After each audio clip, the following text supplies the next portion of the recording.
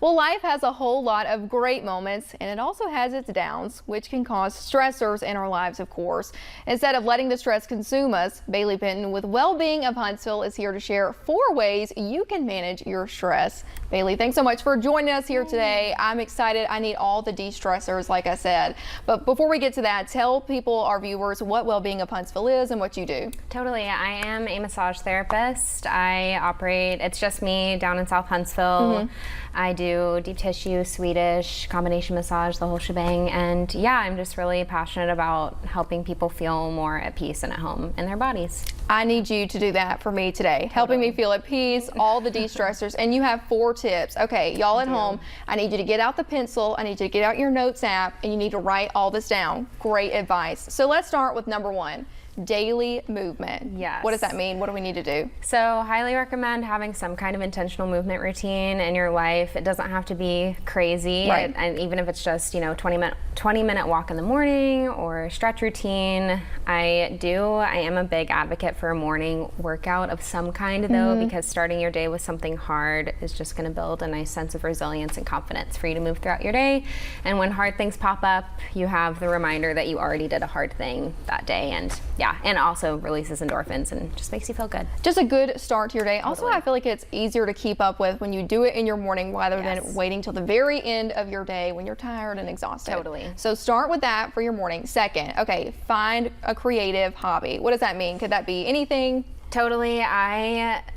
There's so many things I love to do, but pottery, coloring book, it doesn't have to be anything that you're necessarily building or creating, because I know some people don't think they're creative, but I really believe that everyone is. You could be doing puzzles, you could be doing any kind of problem solving activity, building something, cooking, even dancing, being creative with the movements that you come up with your body. I find that having a creative hobby is an amazing way to just soothe the brain, enter a nice flow state, and yeah.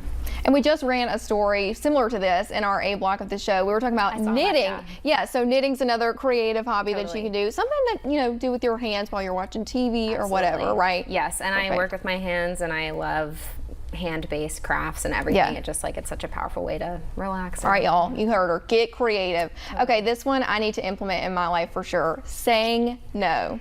Yes, this one is big. I have tried to implement this, but I noticed that I get stressed about, saying yes to things and wanting to be the person who's going to show up at all the social events, but then it rolls around. I'm like, I should have just said no at the beginning. So really, when someone invites you to something, especially with holidays coming up, there's so many parties, if you don't want to go, just say no up front, and then you don't have to worry about canceling last minute or feeling overextended or overwhelmed with your social calendar, and no one's gonna hate you or be mad at you about it. But also kind of finding that balance before when you do say yes, and then those times where you just know, time to say no. Absolutely. I need to learn that. I am a yes girl for sure. Okay, number 4, focusing on what you can control. What does that mean? So for me, when I'm presented with a stressful, anxiety-inducing situation, I like to ask myself, have I done everything that is within my control in the situation? If the answer is no, then I take action, and that makes me feel better and more in control in a situation that might feel out of control.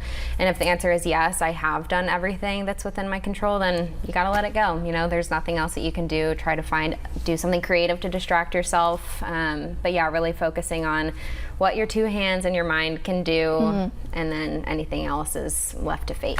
I think that's probably the hardest one for people to implement, but definitely do it. It'll make it so much easier. Okay, lastly, before we go, where can people find you online, plug your business, and where people, like I said, can find you? Yeah, you can find me at Wellbeing HSV on Instagram. That's where I do a lot of my booking.